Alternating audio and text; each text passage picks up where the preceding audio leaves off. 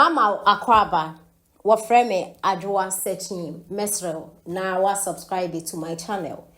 Me a notification bell also for more news. Ebusiafo, yes, she Juaboso, Akandoh, Nkwantafo no mo kase ni Western of a year honorable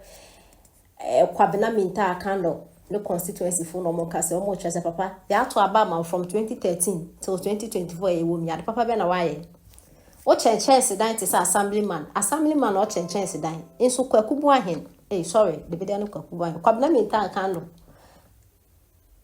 Aba Parliament House from 2013 till now. Omo hu ade papa bi a waye o ho ntino. Omo akasa ha se ma report wo almost answer supi say 2024 utu mu ni beto ye pekra bere na Western North one dey sure say 2024 NPP be fa omo seat ni bebre o because omo anfa seat NPP anfa seat ni bebre o Western North na che say Ghana for ya again say mpe change in toast na mokona na say me NDC ni na me NPP na na beto aba because Western North mo akwanye nye His Excellency aye in Puntujuma region or dear mamu. Now from Enchi. Ebesin Kotakra there is more journey. Moon kwan sumpo yen kaho. It is will be part the war a regional. As a so fee Western North eba a Western region, Mr. Takra in the Moyamon region. From your friend is a Enchi to a Dadia so moon kwan not nanado ayamamu from Elibo to Enchi. Another started to ultra-quine, or COVID ban a egu. And so a quine a year in the private car to me faso. And what Brahma to about men this year, and it is a mode. Mwesi mobu, Nasa Mosimo pay, in Puntu to my dear. Monto men PP, no one person what's now will be seen in the Muadia, no person to men this. Insiende, or blaming Akandoh, one crown, once 2024 do better. Yentin some our day at 2 years.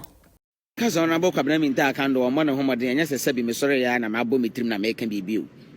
makọ honom he omo wa ntobia omo wo nkwanta omo wo Juaboso nyina nim so omo na homo de ne manfo se masa afido omo mane nkobio waba 2013 besi samri wuntimi nya bibi papa bia mfa ma omanfo omo moto aba ma okrazezi omo nu omo ho so omo to aba de ma because Dr. Alexander Pabia oba yendi ahin bia etimi akọ ama student 103 scholarships obi a woni hwie won ko ba bia o medi MP bia asa ma teachers 9 scholarships now wa from 2013 besi samre ye kwaka wo se woni aban ye kan wo se woni aban na me busa se woni aban mu no 2013 2014 2015 2016 aban ben na e wo so enya ndi si aban ye no kra wantimi ameye hwe na MPP aban e by 8 years awant no position enti abusua enya se bia waye bibi na se bi ye mu bia sore ya ye se ye bo na chi onya hwe onu anim so onya hwe onu anim se mesi ni kuroma anto bia fo kra so mo mpe no because wo ba wa mo mo nsa si form wa mo mo nsa esi form na se die youth o mo nyina se Dr. Alexander Pabia no mde na kwenti ona bo Akandoh medium ka meka nche se unnim se unya nko file o forms anka jai because one hwe a wo bebo ka agu e ka wa asem a se wo nko fu hunu ka kire che se nnu ya me bo wachi e wo me page so wa be post project bia wa kwa ye no obonsu nkwanta na project ni me hwem kwa mesere adan ya makocheche 12 packet of roofing sheet makocheche 18 packet of roofing sheet chiche de honorable mame kan cho say assemblyman for adwuma assemblyman for adwuma wa ukrom antobia untimi nkohompo untimi nkohonko yi campaign because omo so omo mpɛw onya ehwe omo baaye 12 years nie op 16 onya ehwe ho Dr. Alexander Pabia bandre ye obi a wondi wonya MP da wonya ehwe da wabandre ya etimi ahwa me egu sa Juaboso ekwan station wo kɔhwɛ next station wo usi wo kra ya honfere wabetena so wantimi anye usi wa ya honfere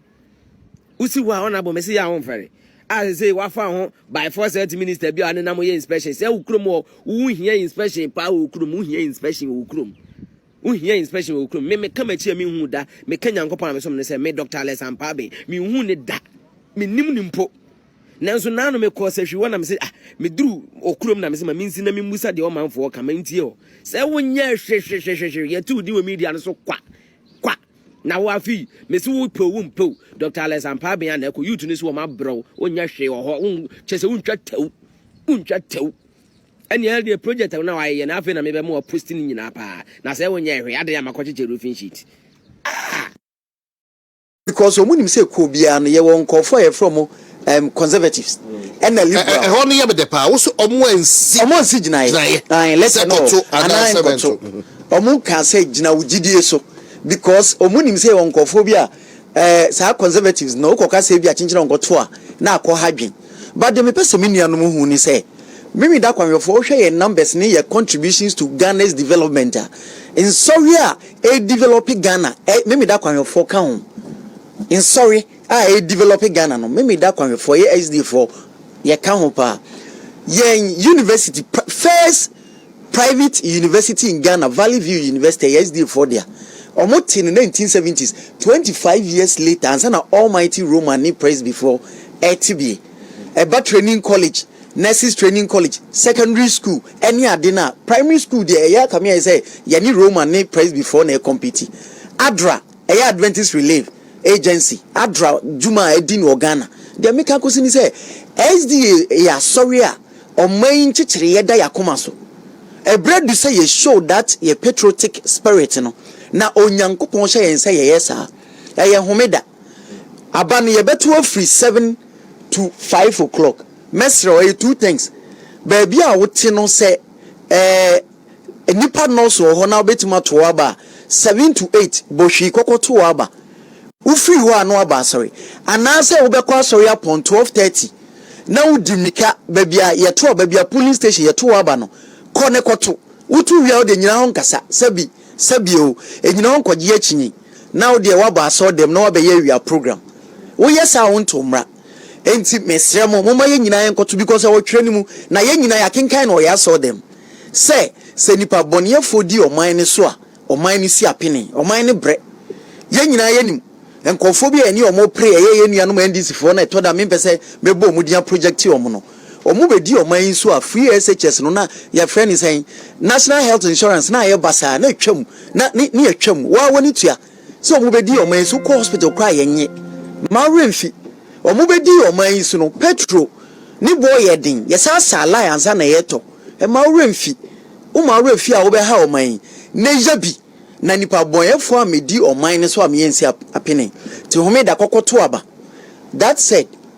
medical maybe sa advocacy na but here na bia ma sorry mono de enya de a sa discussion do course so from 24 no de obo no da bi osofo bi akra me TV sunti u de nya do but asofo no kra omo for mo enti na me say letter no free omo ba no uzo manga say to ana enkoto enti mesre wo de o ya sorry ba wa unim na minim se bi beto adano kra de me ka no ya sorry o say Dr. What nyanto ba say na me kra de me wakoto na no pa ansa na ma ba sorry aha nti omo nim what is at stake na minim say this time around me da kwanfo no munim because abano secret e wo mu ni say want for a watu abano say want for a what